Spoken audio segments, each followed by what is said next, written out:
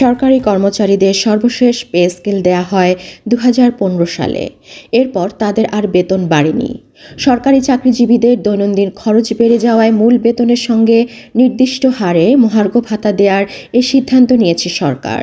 এবার একটা যেটা ব্যতিক্রম হবে, আগে মহার্ঘ ভাতা পেনশনাররা পেত না, এবার পেনশনাররাও মহার্ঘ ভাতা পাবে এবং একটা রিজনেবল পাবে, এবং পরের বছর যখন তার ইনক্রিমেন্টের সময় আসবে এই মহার্ঘ ভাতাটা তার বেসিকের সাথে যোগ হবে। গ্রেড অনুযায়ী এবারই প্রথম সরকারি কর্মচারীদের মহার্ঘ ভাতা দেয়া হবে।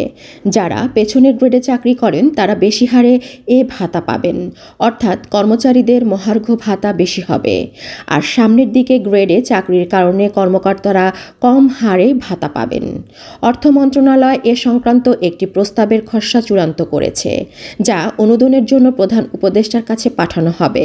প্রস্তাব অনুযায়ী ১ থেকে ৩য় গ্রেড মূল বেতনের ১০%, ৪ থেকে ১০ম গ্রেড মূল বেতনের ২০%, ১১ থেকে ২০তম গ্রেড মূল বেতনের ২৫%। তাতে সর্বনিম্ন বেতন বৃদ্ধি ৪,০০০ টাকা, সর্বোচ্চ বেতন বাড়বে ৭,৮০০ টাকা। তবে মহার্ঘ ভাতা কার্যকর হওয়ার পর আর বহাল থাকবে না আগের সরকারের দেওয়া ৫% বিশেষ প্রণোদনা সুবিধাটি। অর্থ মন্ত্রণালয়ের কর্মকর্তারা গণমাধ্যমকে এ তথ্য জানিয়েছেন। পেনশন ভোগরত কর্মকর্তা কর্মচারীরাও মহার্ঘ ভাতা পাবেন বলে জানান তারা।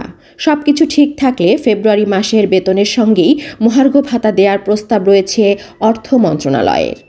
এদিকে গতকাল বৃহস্পতিবার এ অর্থ বছরই মহার্ঘ ভাতা দেওয়ার বিষয়টি নিশ্চিত করেছেন জনপ্রশাসন মন্ত্রণালয়ের সিনিয়র সচিব মোখলেসুর রহমান। তিনি জানিয়েছেন, আগামী ৩০ জুনের মধ্যেই কর্মচারীদের জন্য মহার্ঘ ভাতা ঘোষণা করা হবে। তবে কত শতাংশ মহার্ঘ ঘোষণা করা হবে সে বিষয়ে কিছুই জানাননি জনপ্রশাসন সচিব। Farzana Ali, desk report.